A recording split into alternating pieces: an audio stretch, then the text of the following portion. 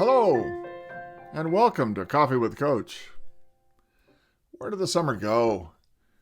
Kids are already back in school. Footballs are flying around the gridiron. People are excited about pumpkin spice. Oh my gosh. It's fall. Well, it's almost fall. It's September. September is a great time for planning. I always spend a lot of time planning in September. So I want to talk to you today about planning. Planning for the long range. Think about it. What are you planning for down the road? And how do you go about planning for those upcoming events? Well, stick around. I've got a plan for you. I'm Steve Petty, and I have 3 goals for these videos: to help you become a better pastor and leader, to save you time and money, to help educate, motivate, and energize you so you can motivate and energize your church. If you find these videos helpful, I hope you will subscribe to my channel, and you can click the little red box over there. And if you have questions or comments, you can add them below, or you can email me at steve@revstevep.com. There are 2 other videos you might want to check out when we talk about planning.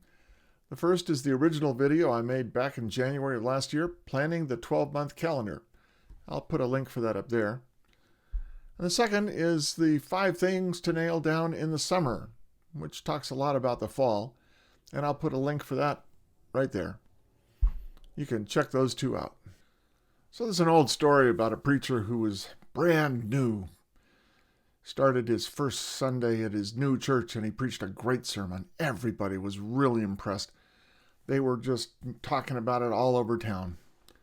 Second Sunday, there were more people there, and he preached the same sermon. Well, now the people that had been there the first week were kind of like, oh, okay, that was good once, but I'm not so sure. All the people that were there the second week, when they were brand new, thought, oh, wow, what a great sermon. And they invited more people. Well, this went on for 4 weeks.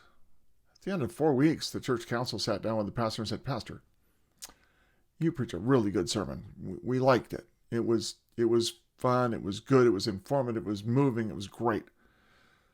But the second week, it wasn't quite so good. And the third week, it really wasn't very good. And the fourth week, well, Pastor, we're going to have to let you go. We just have to know one thing. Why did you preach the same sermon 4 Sundays in a row? The pastor said, well, I was waiting for you to show me that you'd listened to the first one. Sometimes we expect our congregations to be moved by every sermon we preach, but they get moved in small increments. They don't have a life-changing experience after one sermon, at least not usually. So how do we move our congregation forward? How do we make the second and the third and the fourth Sunday really different, really exciting, and make them want to come back week after week after week? Well, that takes planning. It takes a lot of forethought. So I want to talk today about planning in September and how we do that planning to make each Sunday exciting and new and wonderful going forward. So how do we do that? Well, first of all, I always found it really helpful when I wanted to do long-range planning to sit down for a whole day with my calendar in front of me and a bunch of books, lectionaries, and things like that, and plan for the whole year. And I would plan specifically thinking about how we make things different. So I want to talk to you today about doing that. But I first want to encourage you to look at your September calendar and find one day you can set aside and lock yourself away from the world and just sit down with your calendar and plan. Then when you plan, I've got 4 things for you to think about when you're planning for the long range. So you sit down with your calendar and you look at all the events coming up. You look at worship events, fellowship events, education events, mission events, preaching events. And you say, what is it I want to do with these events? And I want you to look at each one and think, okay, how did we do it last year? How can we do this in a new way this year? The easiest thing in the world to do is to do what you did last year. But after you've been there 3 or 4 years, people kind of get used to it. It's not exciting. Yes, it's traditional. Tradition has its place. I get that. Christmas Eve, do the same traditional service every time, new music, maybe a new message. Light those candles, read those same scriptures. It's tradition. Once a year, you can do that. But there are 52 other Sundays in the year when you really want to look at doing something different. So I want you to sit down with your calendar and look at all those events coming up. Look at the special themes for every month. Look at the special holidays that are coming up and ask yourself 4 questions. First, how can we do this in a new way? So you look at the things that are coming up. Maybe you start with Worldwide Communion. How have you done Worldwide Communion in the past? How did you make it special? How did you emphasize the worldwide nature of communion? What did you do last year? What did you do the year before? How can you do it even better this year? Make it big. Make it wonderful. Make it exciting. Make it worldwide communion. One of the things I like to do is to ask the congregation what their native country was. You'd be surprised. And then I would go down to the UN building and I would rent all of the flags from those countries that our congregation represented, and I would put them in the back of the sanctuary so everyone could see them. Some years, I actually put them in the chancel behind the communion table. Here are the flags of all the countries represented by our people sitting right here in this sanctuary.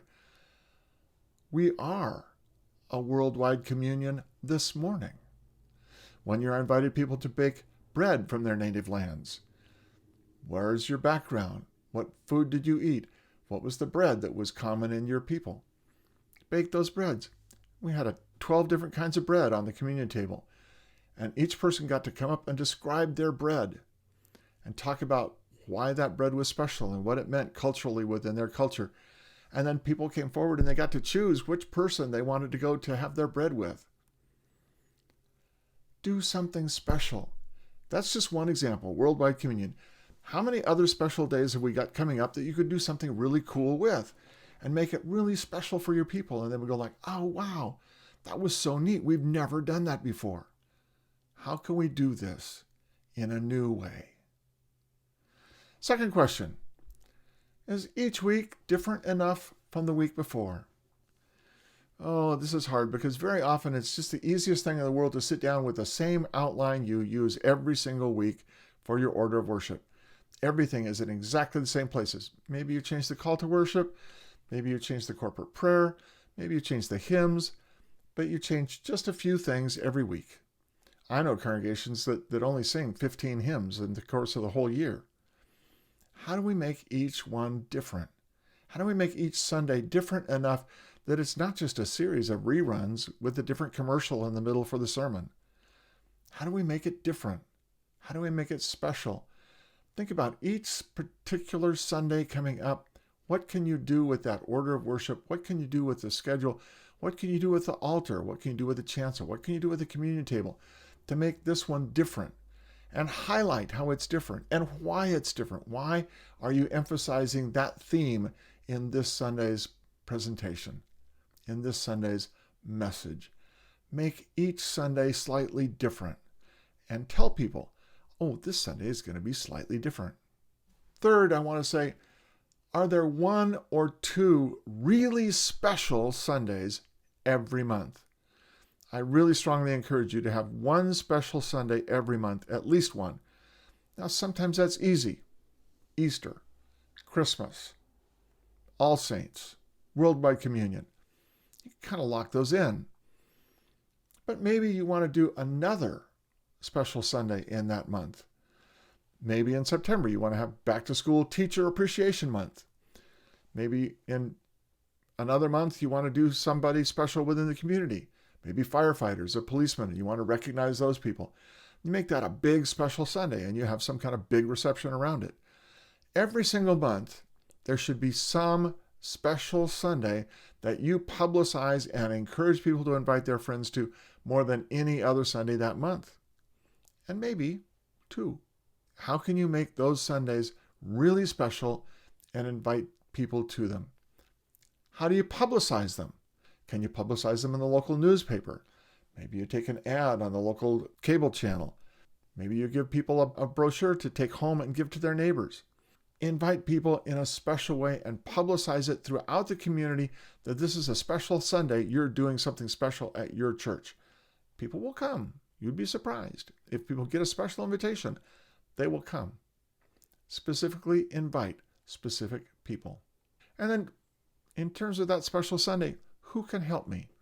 Is there somebody in the congregation that really has an affinity for this particular theme that I know they will want to really get behind it and push it? How can I invite that person to help me plan? And how can I invite that person to help me execute? And how can I invite that person to help me invite people to this special Sunday? 1 or 2 Sundays every month that are special, that you invite people to, and you make it really big. And fourth, look at every single event coming up as you've done number 1, 2, and 3. And as you plan for every Sunday coming up, ask yourself, after you've got it planned, is this an event that I would want to go to if I wasn't getting paid to go? I mean, really, would you want to go? Is this exciting enough that you would say, oh, I can't go to the ball game that day. I've got this special thing at church. Is it special enough that you would want to go? Can you get excited about it? Because if you're not excited about it, how can you expect your congregation to be excited about it? So sit down with your calendar and go through those 4 things. It's really, really easy. How can I do it in a new way? How can I make each week special and different? How can I make 1 or 2 things every month really special and invite people to those things?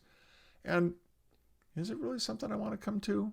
When you can look at your calendar going ahead 52 weeks, maybe even longer than that, I would suggest you plan all the way till December of next year and look at every single week and make sure that there's something happening that you can invite people to. Plan with a sense of excitement, plan with a sense of invitation, plan with a sense to make it new. Don't want to preach the same sermon 4 Sundays in a row. Nobody wants to hear it. Not even you. Next week, I'm going to talk about preaching, and I'm going to talk about one of the most difficult things we do, preaching the memorial service. I know. You're just dying to hear about it. Next week, preaching the memorial service. I hope you enjoy these videos, and I hope you'll find them valuable enough to want to share them with another pastor who might find them valuable too. You can always tell them how to like it. You can subscribe, push that little red button. And if you have questions or comments, you can email me at steve@revstevep.com.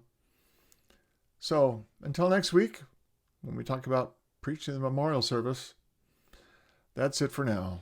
Have a great September and a great planning session.